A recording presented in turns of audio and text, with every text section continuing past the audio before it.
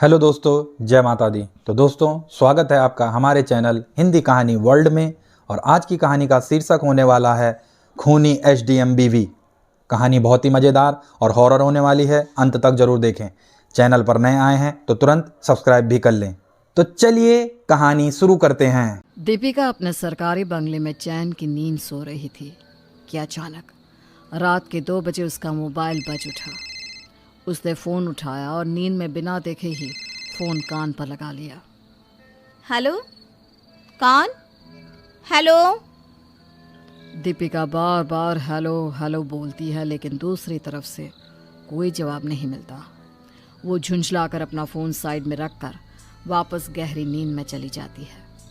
कुछ ही पल बीते होंगे कि दीपिका को अपने कमरे में धुआं महसूस होने लगता है। गहरी नींद के बहाव में पहले तो वो सांसों के साथ फेफड़ों में भरते हुए धुएं को नज़रअंदाज करके सोती रहती है, लेकिन एकाएक खांसते हुए उसकी नींद खुल जाती है। कमरे में चारों ओर धुआं भरा हुआ था। सांस ले पाना भी कठिन हो रहा था। अपनी टूटती सांसों को संभालते हुए उसने अंधेरे में हाथ से इधर उधर टटोल कर अपना अस्थमा का पंप खोजा और उसे मुंह से लगाती बाहर की ओर निकल आई। श्याम, श्याम, ये कैसा धुआं भरा है मेरे कमरे में? ऐसा लग रहा है कोई घंटों से सिगरेट फूंक रहा था वहाँ। श्याम। दीपिका अपने बंगले में यहाँ से वहाँ घूमकर अपने नौकर श्याम को आवाज़ लगा रही थी, लेकिन श्याम का कोई पता नहीं चल पा रहा था। कमरे से बाहर आकर उसने महसूस किया कि पंप को मुंह से लगाने के बाद जैसे उसके मुंह से कुछ टपक रहा हो। वो अपने चेहरे पर हाथ लगाकर देखती है तो उसके हाथों पर खून दिखाई देता है। चीखते हुए वो आईने के सामने पहुंच जाती है। आईने में देखने पर उसे अपना चेहरा बिल्कुल साफ दिखाई देता है।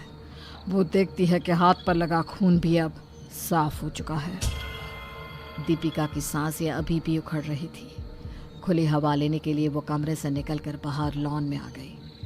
लॉन में पहुंचने पर दीपिका ने जो देखा वो देखकर उसके होश उड़ गए थे।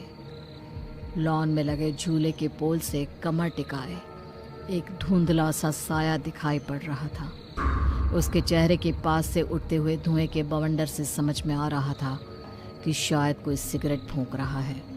लेकिन इतनी रात गए कौन एक आईपीएस अधिकारी के बंगले में घुसकर यूं सिगरेट पी सकता है?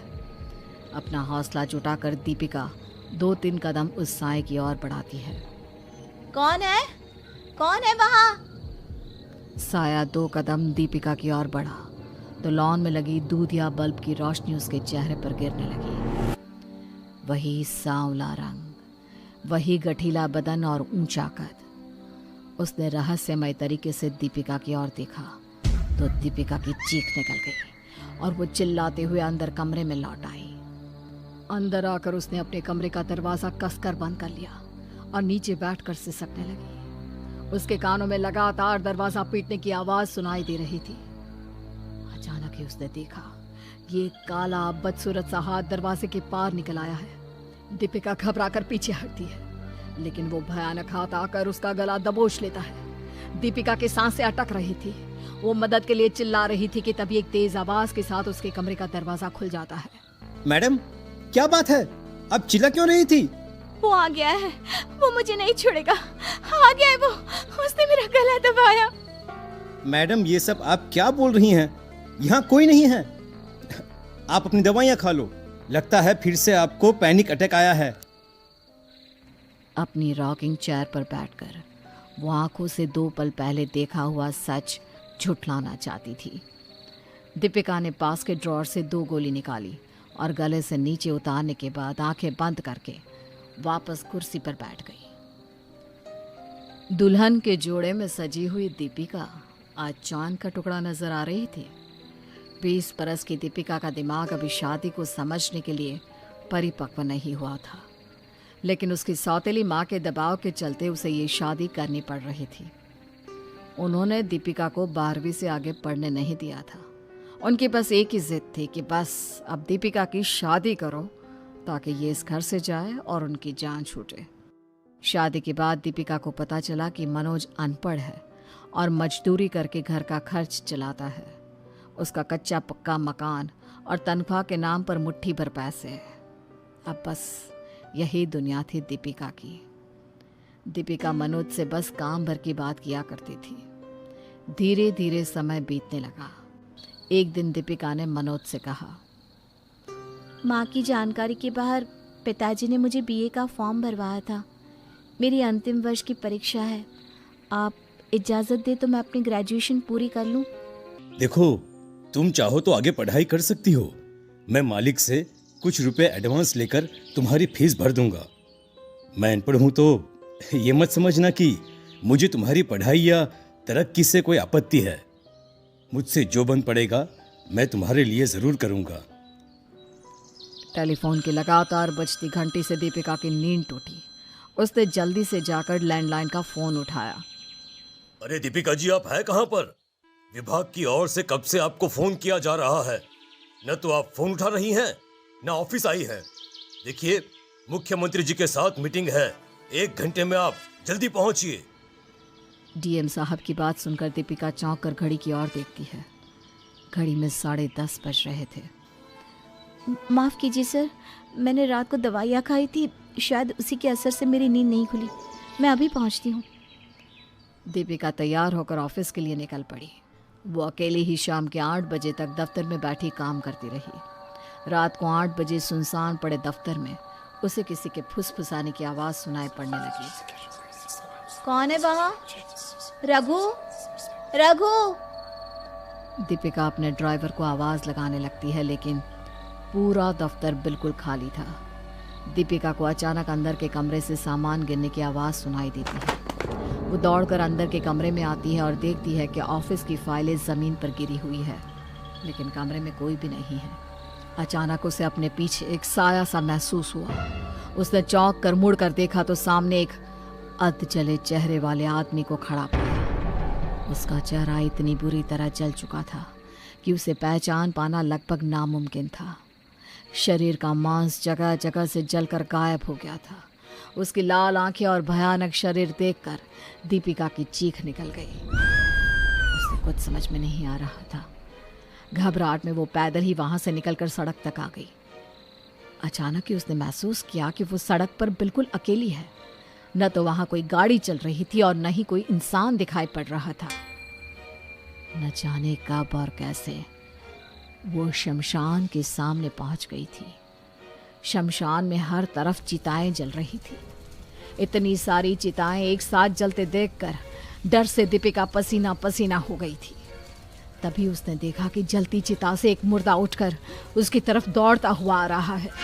मुर्दे को अपनी ओर आता देखकर दीपिका तेजी से भागने लगती है। तभी उसे अपने सामने से वही जलता हुआ मुर्दा अपनी ओर आता दिखाई देता है। ये तो वही मुर्दा है जो मेरे पीछे भाग रहा था। अचानक सामने कैसे भाग गया? ऐसा कैसे हो सकता है?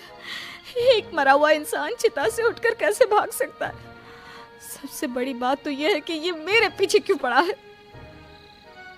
दीपिका भी सोच ही रही थी कि अचानक ही वो जलते हुए मुर्दे उसके आर पार निकल जाते हैं। दीपिका चीख कर जमीन पर गिर पड़ती है। आँख खोलती है तो वो खुद को अपने ऑफिस के सामने सड़क पर बैठे हुए पाती है। मैं यहाँ कैसे आ गई? और वो मुर्दे, ये सब क्या हो रहा है? तभी पीछे से ड्राइवर गाड़ी लेकर उसके पास पहुंचता है। अरे अरे अरे मैम, आप पैदल क्यों जा रही हैं? मैं कब से आपको आवाज लगा रहा था, लेकिन आप है कि भागती ही जा रही थी। हाँ, आप जल्दी से घर ले चलो। ड्राइवर दीपिका को उसके घर के बाहर छोड़कर चला जाता है। रात के 10 बज रहे थे। दीपिका अपने सरकारी बंगले में तेज कदमों से अंदर बढ़ी जा रही थी। श्याम, ये पूरे घर में फूलों से किसने सजावट की है? तुम्हें पता है ना, मुझे ये बिल्कुल पसंद नहीं है। दीपिका गुस्से में चिल्लाते हुए एक कमरे से दूसरे कमरे तक जाकर श्याम को ढूंढ रही थी। तभी वो देखती है कि श्याम कमरे की छत पर जानवरों की तरह चल रहा है। उसके कपड़े और मुंह खून से लथपथ थे और वो एक वैश्य की तरह हंसते हुए छत से होते हुए दीवार से नीचे उतर रहा था। पास ही में दीपिका की पालतू बिल्ली के शरीर के टुकड़े बिखरे हुए थे। श्याम, ये क्या हो गया है तुम्हें? तुमने क्या किया किटी के साथ? बोलो, क्या किया? समय आ गया है अब चलना होगा।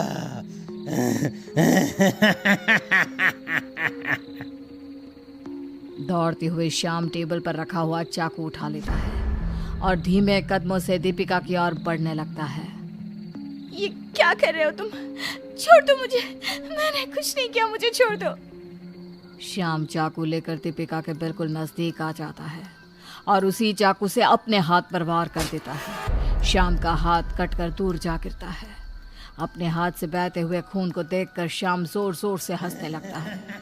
ऐसे ही पागलों की तरह हंसते हुए श्याम एक के बाद एक अपने शरीर पर चाकू से ताबड़तोड़ वार करने लगता है। उसके हाथ और पैर मुड़ने लगते हैं और कड़ के साथ उसकी हड्डियां टूटने की आवाज़ सुनाई देने लगती है। और कुछ ही देर में श्याम लहूलुहान होकर वहीं ज़मीन पर गिर पड़ता है। अपनी आंखों के सामने श्याम की ऐसी हालत देखकर दीपिका डर से कांपने लगती है। तभी दीपिका के कानों में एक आवाज़ गूंजती है। डर लग रहा है क्या दीपिका मैडम? हैं? उस मजदूर ने तुम्हारा क्या बिगाड़ा था? तुम्हारी तरक्की में उसने हमेशा अपनी तरक्की देखी। यही गलती थी ना उसकी, बस ये एक ही गलती थी ना। एसडीएम बनने के बाद तुमने उसके साथ क्या किया वो याद है ना? हैं? क्यों आए हो यहाँ और किसके कहने पर तुमने मेरे घर में बदरंग गेंदे सजाए हैं? मैं कह चुकी हूँ, मुझे तलाक चाहिए बस। मैं भी कह देता हूँ, तलाक तो मैं तुम्हें नहीं दूंगा। 1000 बार समझा चुकी हूँ, छोड़ दो मुझे, लेकिन तुम अपनी औकात दिखाने से बाज नहीं आ रहे। इतना कहकर दीपिका उसके सर पर पास में रखा शीशे का वाज मार देती है। मैडम मैडम मैडम क्या हुआ? ये कैसी चीख थी? जीना मुश्किल कर दिया था इसने मेरा।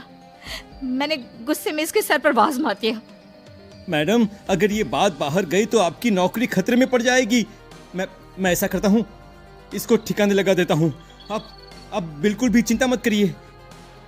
श्याम मनोज को दीपिका की सरकारी गाड़ी में लादकर शमशान घाट ले जाता है। जलाने से पहले उसे दिखाई देता है कि मनोज की उंगली हिल रही है, लेकिन वो फिर भी उसे फन्निस में झोंक देता है, जिससे उसकी जलकर मौत हो जाती है। हाँ, मैं नहीं जी सकती थी सारी उम्र एक 2 कौड़ी के मजदूर के साथ। इसलिए जब मेरे लाख समझाने के बाद भी तुमने मेरा पीछा नहीं छोड़ा, तो मजबूरन मुझे तुम्हें रास्ते से हटाना ही पड़ा। दीपिका के इतना कहते ही एक भयानक शक्ल वाला आदमी उसके सामने आ जाता है। शादी की सालगिरह पर तुमने मुझे तोहफे पर मौत दी थी। आज फिर वही दिन है, हमारी शादी की सालगिरह है। आज तोहफा देने की बारी मेरी है। वादा करता हूँ तुम्हारी मौत मेरी मौत से ज्यादा भयानक होगी। तुम्हें पूरे होश में तड़पा तड़पा कर मौत दूंगा। तुम्हें इतनी तकलीफ दूंगा कि तुम्हारा रोआ रोआ दर्द से करा उठेगा।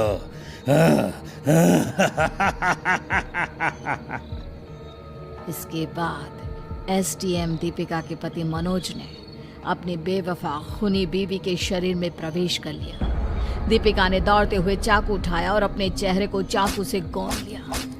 उसका चेहरा बेहद डरावना लग रहा था। इसके बाद दीपिका ने चाकू को अपने सीने में घोंप लिया। तो दोस्तों, खूनी एसडीएम बीवी कहानी आपको कैसी लगी? लाइक, शेयर और कमेंट करके ज़रूर बताएं। और अगर आप इस तरीके की और कहानियां देखना चाहते हैं तो तुरंत चैनल को सब्सक्राइब भी कर लें। मिलता हूं मैं आपसे अगली कहानी में, तब तक के लिए जय श्री राधे।